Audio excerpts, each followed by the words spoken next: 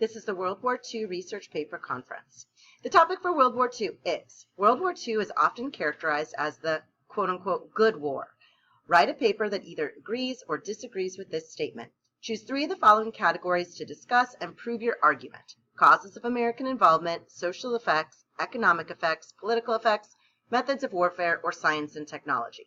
You cannot use the Holocaust as a reason.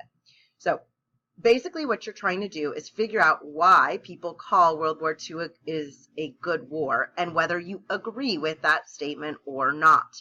Now, the very first thing that you need to do in order to start this paper is actually define good versus bad. This is something that you're going to include in your introduction. You should make note cards on different definitions of good and different definitions of bad. You need to use a paper dictionary. You cannot use an online dictionary. That is a website. Okay, websites are not allowed. You could try to use a database as well to find definitions of good or bad, but a paper dictionary, which we have plenty of in the library, is your best option. Note, any dictionary that you use that is a paper dictionary or a database counts as a source. Okay, so first you start with your understanding of good versus bad and how you are evaluating whether the effects of World War II were good or bad for American society. So that takes us into further research. For your body paragraphs, what you're going to do is you are going to choose 3 topics to focus on, and it's totally up to what interests you.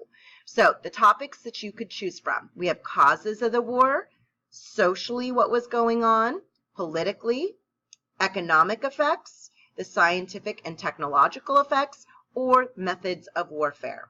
You're going to choose whatever 3 interest you the most and do research only on those 3. The research paper has 3 body paragraphs to it. All the body paragraphs must agree with each other. In other words, you can't say that socially it was a good war, but economically it was bad. You can't make that argument. All 3 body paragraphs must agree with your overall argument.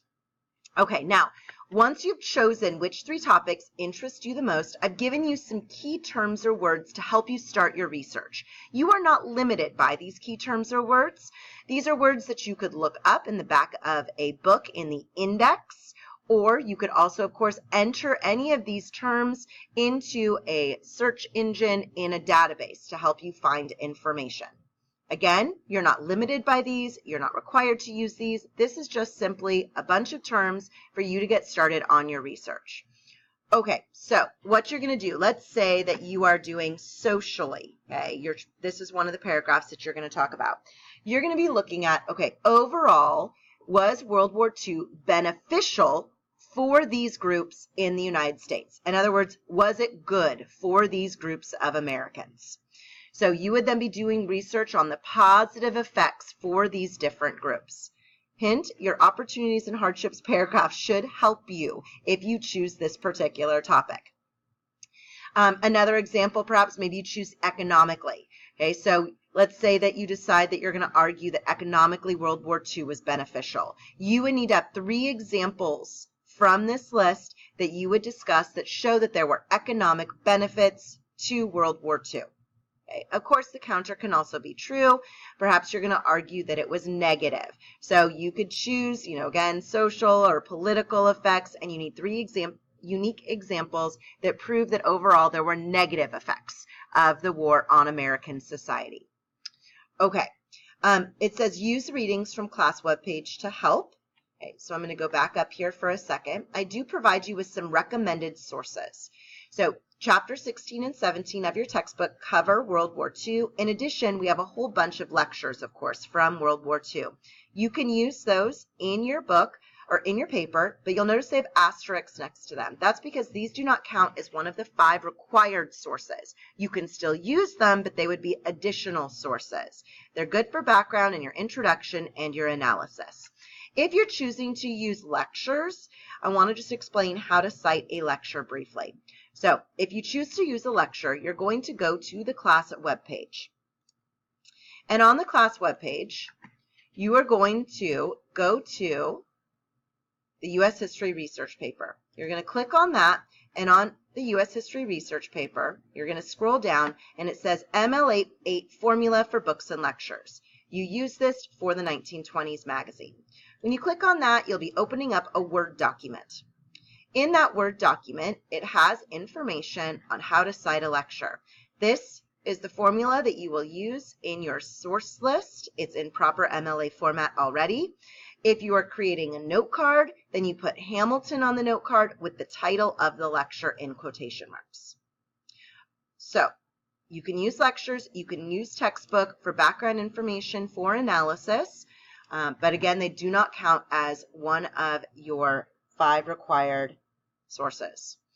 There are also readings on the class webpage related to World War II, like Pearl Harbor: A Surprise, Impact of World War II, and the Opportunities and Hardships reading. Pearl Harbor: A Surprise may or may not help you that much with this particular topic, but these two could definitely help you, especially with the economic effects as well as the social effects. So you can go to the class webpage and, of course, access those readings. In terms of citation information, that is also on the class webpage. So right here, still in the same section under U.S. History Research Paper on the class webpage, it says Source Information for Select Online Class Readings. If I click on that, it's again another Word document that you're going to open up. And when you open up this particular document, you simply look for the unit. Here it is, World War II, and the title of the reading. So you can see the Pearl Harbor reading, the author is Davis. Impact of World War II and the Opportunity and Hardship reading are both by Goff. So on your note cards, you would have Davis from this reading and the page number. There are page numbers on that reading. If you have it from 2 or 3, then it would be Goff on your note card, again, with the page number from that reading. In terms of what goes in your source list, which will later turn into your works cited page, if you scroll down to the second page, you can see the information here. If you use that Pearl Harbor reading, here is what you would copy and paste, this Davis entry, into your source list. If you're using the Goff reading, this is what you would copy and paste into that particular reading. Okay, so let's go back to our research guide, which of course is posted on the class webpage and you should be utilizing. Note, these readings can all be counted as sources. So those can count as one of your 5 sources. Okay, let's keep going. So again, it says you need to find 3 examples for each body paragraph. Make sure they are unique. In terms of your analysis and what your quotes should focus on, it's on the positive or negative effects World War II had on American society. You're going to be discussing kind of the before and after. So before, what was going on in terms of your topic, and then after, how did your particular example either show a positive or negative impact on American society? And please note this last bullet point, you must focus on the United States. You cannot discuss how the war was good or bad for other countries. For example, oftentimes students want to talk about how our entry to World War II saved, of course, Jews in terms of the Holocaust, that we were eventually able to end those death camps. That does not have an effect on Americans. Okay? So you cannot use that example.